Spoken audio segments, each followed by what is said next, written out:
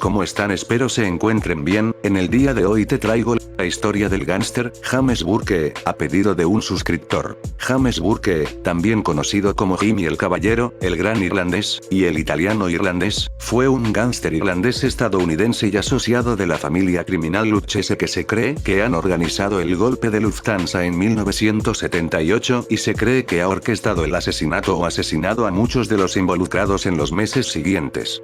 Él es el padre del mafioso de poca monta y sospechoso del robo de Lufthansa, Frankie Burke, Jesse James Burke, Catherine Burke y otra hija no identificados. Catherine se casó con el miembro de la familia criminal Bonanno, Anthony Indelicato en 1992. Jimmy Conway, un personaje en la película Goodfellas interpretado por Robert De Niro, se basa en él. James Conway nació en el Bronx, Nueva York, como el hijo ilegítimo de Jane Conway, una prostituta que era inmigrante de linaje anglo-irlandés de Dublín, Irlanda.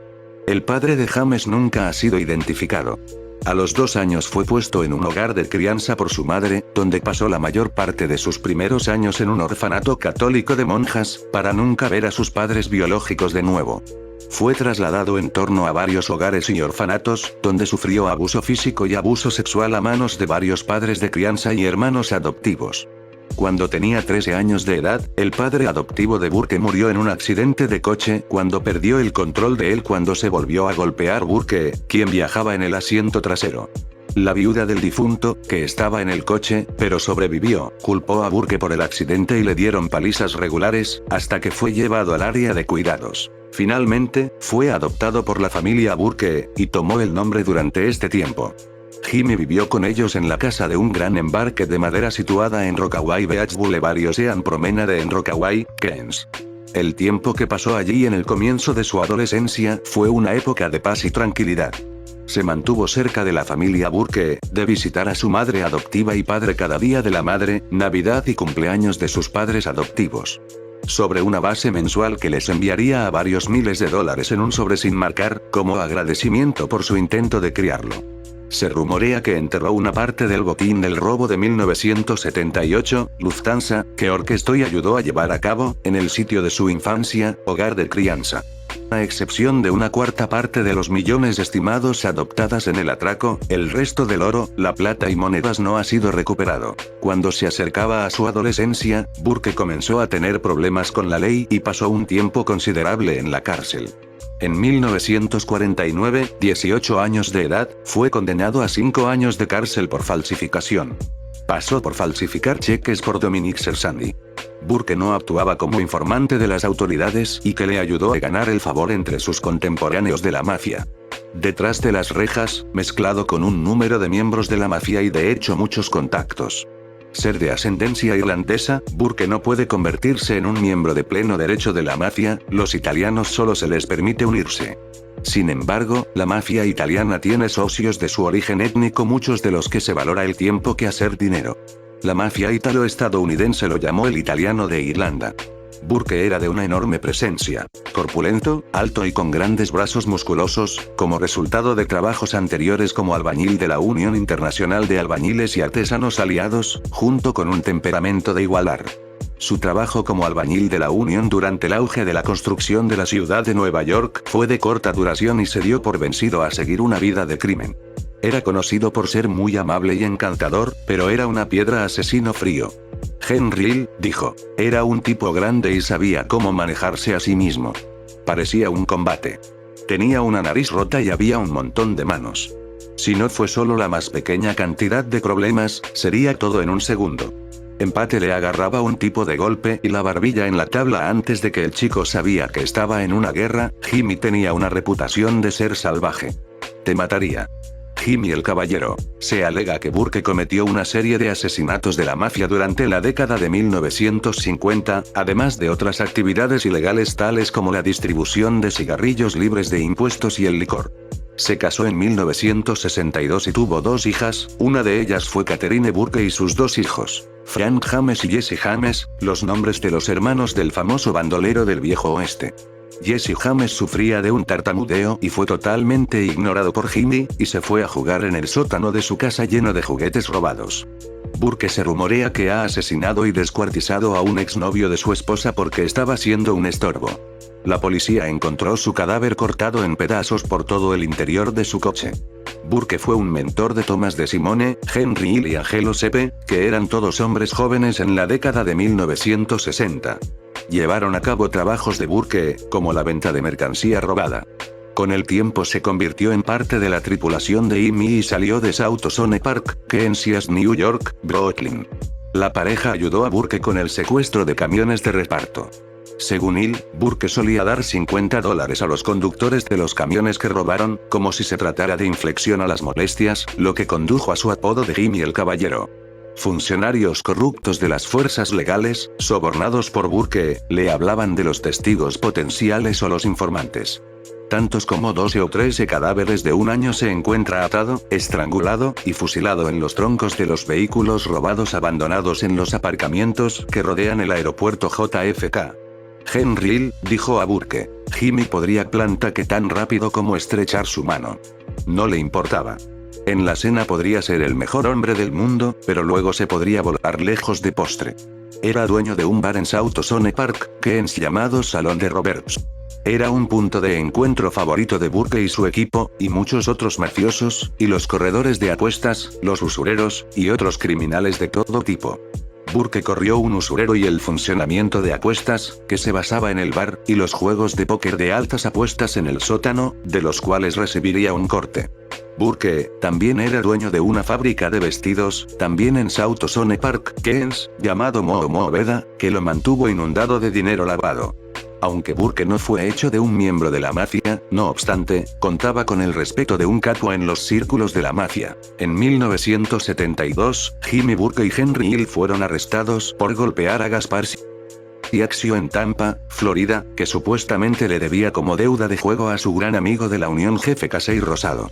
Ellos fueron acusados de extorsión, declarados culpables y condenados a 10 años de prisión federal. Burke fue puesto en libertad condicional después de 6 años, luego volvió directamente a la delincuencia, al igual que Hill, que salió a la misma hora. Hill comenzó poco tráfico de drogas. Burke pronto que participan en esta nueva empresa, aunque la familia Lucchese, con los que estaban asociados, no autorizar cualquiera de sus miembros para tratar de drogas. Esta prohibición de Lucchese se hizo porque las penas de prisión impuestas a las personas condenadas por tráfico de drogas eran tan largas que el acusado solía convertirse en informantes a cambio de una pena más leve. Esto es exactamente lo que Henry Hill finalmente iba a hacer. Desde una edad muy joven, su adolescencia, Burke era un asesino a sueldo dispuesto por la mafia y mataría a cualquiera que se interpusiera en su camino. Sus víctimas incluyen a los hijos, cónyuges y otros familiares de sus enemigos. El FBI cree que estuvo involucrado en al menos 50 asesinatos durante su carrera. Él mató a 9 personas, en particular, a raíz del atraco a Lufthansa. Después de que Amy Breslin había escrito un artículo despectivo y acusativo de Paul Vario, Burke estranguló al periodista casi hasta la muerte delante de un bar lleno de testigos. Ordenó el asesinato de su mejor amigo, Dominic Remos Ersani, que se convirtió en informante y ayudó a la policía de Nueva York, NYPD, a arrestar a Burke en un robo de camiones de carga. Burke había enterrado el cuerpo de Remo al lado de la pista de petanca detrás del salón de Roberts. Se dijo que cuando Burke jugaba petanca allí con amigos, en broma decía: «Hey Remo, ¿cómo te va?». Burke frecuencia le gustaba bloquear a sus víctimas, en particular a los niños de corta edad de sus víctimas, en los refrigeradores. Cuando Burke tenía un problema de recolección de dinero que se adeudaba, y el deudor desafortunado tenía hijos, iba a recoger al niño en su brazo enorme, abrir el refrigerador con la otra, y decir: «Si no lo haces lo que supone que hay que hacer, yo voy a bloquear al niño dentro del maldito refrigerador». Mucho más tarde, Burke supuestamente intentó secuestrar y posiblemente tener un rescate, o matar a la esposa de Henry Hill, Karen, y sus 2 hijos cuando se sospecha de que Henry es un informante. Atraco a Lufthansa. Burke es más famoso por el atraco a Lufthansa, el robo de aproximadamente $6 millones en dinero efectivo y joyas del edificio 261 del terminal de carga a Lufthansa en el aeropuerto JFK de Nueva York. Este era el robo más grande en la historia americana entonces. basado en la información interior de un supervisor de carga de Lufthansa, Louis Werner, que debió una deuda de juego de azar grande para Burke, corredor de apuestas controlado Martin Krugman, él lo planeó y lo hacía realizar por un equipo de cómplices que él reunió, lo que incluyó a Tommy De Simone, Angelo Sepe, Louis La Ballena Cáfora, Joseph Joe Buda Manri, Robert Friendship Mahon y Paolo Licastri. El hijo de Burke, Frank James, llevó un coche de accidente para rechazar cualquier persecución posible de la furgoneta de robo por la policía. Otro hombre que no participó en el robo actual, Parnell Steven Stacks Edwards, debía eliminar la furgoneta usada en el robo en una yarda de chatarra de vehículos en Nueva Jersey, donde debía ser comprimido. El robo ocurrió durante la primera hora de la mañana del 11 de diciembre de 1978.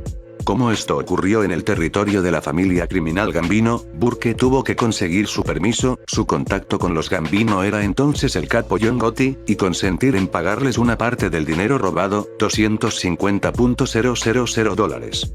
Este incluyó al soldado Gambino, Paolo Licastri, como el sexto pistolero para el robo, para asegurar que los intereses de los Gambino fueran guardados. Una furgoneta que contiene a los ladrones y un coche de accidente llegó al terminal de carga a Lufthansa temprano en la hora de mañana, a las 3:00.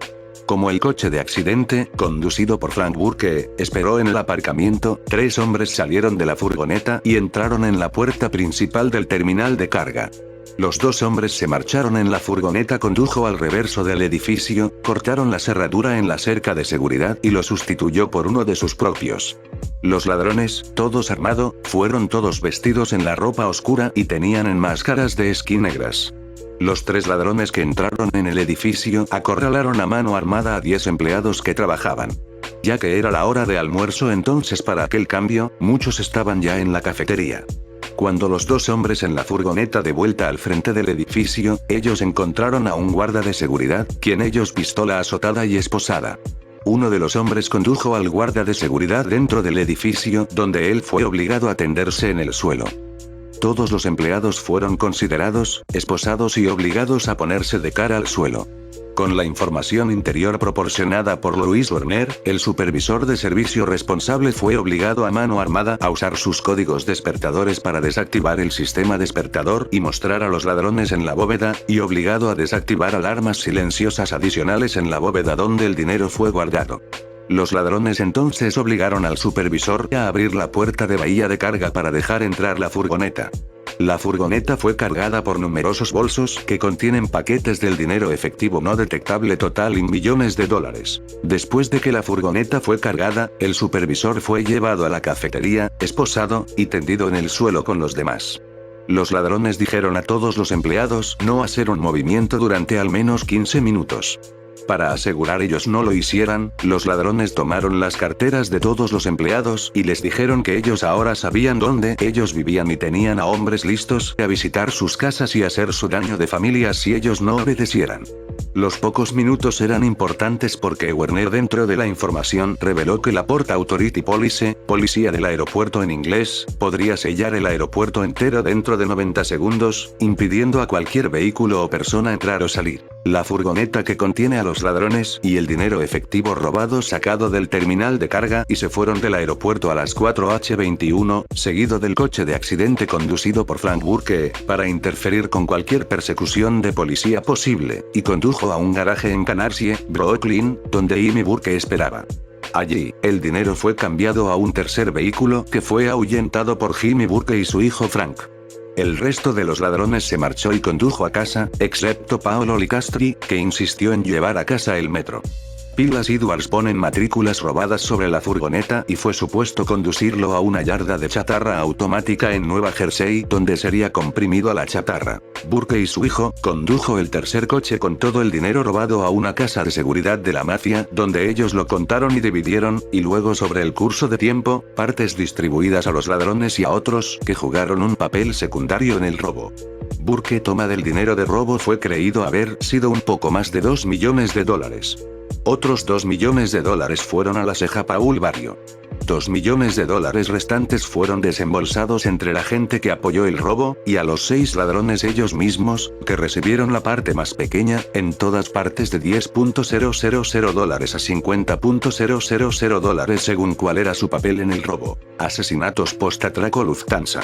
Burke nunca esperaba que el robo iba a dar tanto dinero en efectivo, su estimación inicial era que sería solamente cerca de $2 millones.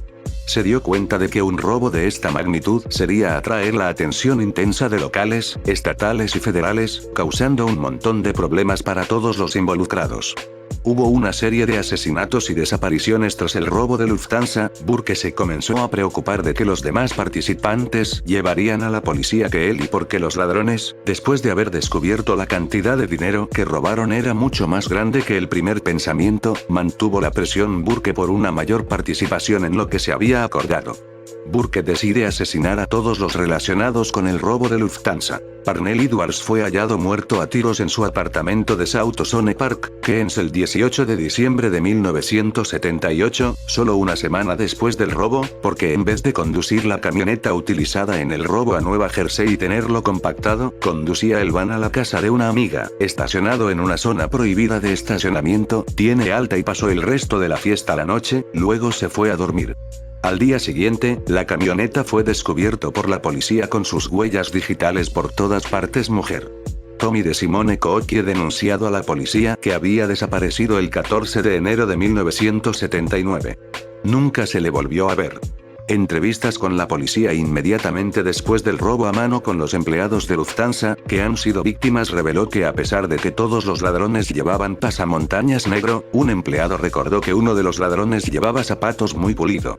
La policía se dio cuenta inmediatamente de que era ladrón Tommy DeSimone, conocidos por la policía como un asociado de la familia criminal Lucchese y miembro del Robert Sloan. Sabe que vestía bien, que siempre tenía la costumbre de usar zapatos muy pulidos, y que DeSimone nunca participaría en un trabajo de esta magnitud, a menos que Burke tenía algo que ver con ella. Caída y muerte. En 1980, Henry Hill fue detenido por tráfico de drogas. Él se hizo un informador del FBI a fin de evitar una condena de prisión larga. Hill había sido hecho entrar en el negocio de cocaína por Burke a principios de 1979. Cuando Hill llegó a la casa de Burke un día, este le había lanzado un bolso grande de heroína y le había dicho: ve lo que puedes hacer con ello. Es puro. Hill estableció una red y pronto ganaba un promedio de $35.000 por semana.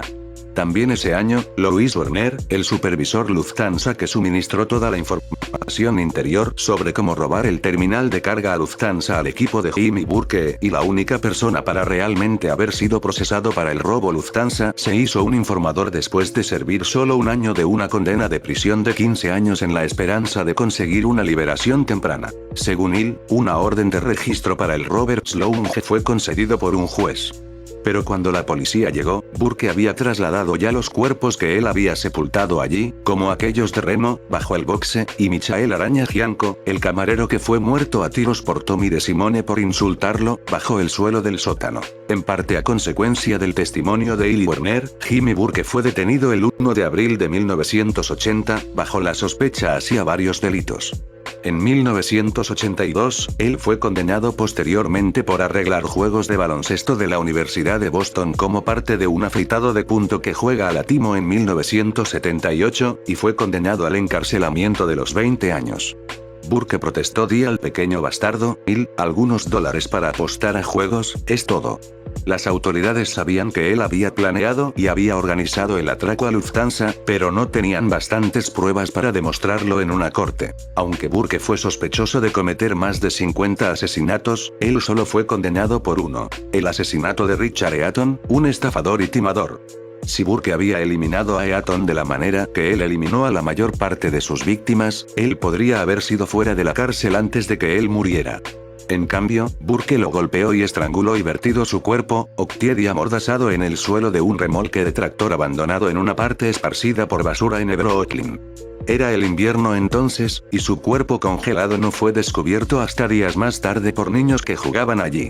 Los detectives encontraron una pequeña libreta de direcciones cosida en el forro de la ropa de Eaton con el nombre, dirección y número de teléfono de James Burke puesto en una lista en el libro. Burke fue acusado más tarde del asesinato de Richard Eaton, basado en pruebas que Henry Hill dio a autoridades.